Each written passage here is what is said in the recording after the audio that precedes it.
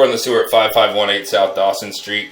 Date's July 9th, 2021. I'm making this recording from the clean out in the basement of the home.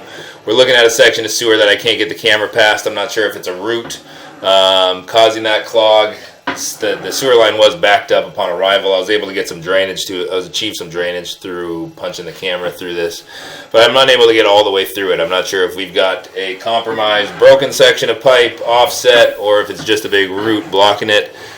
Regardless, there's something there. I've located it about 3.5 feet deep in the stairs outside the house. Here, we're coming back towards the clean out now, back up the hill.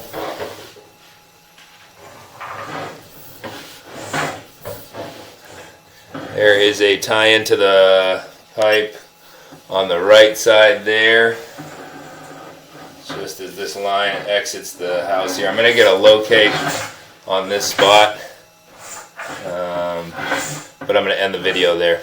It comes back into cast iron. There's a clean out inside here.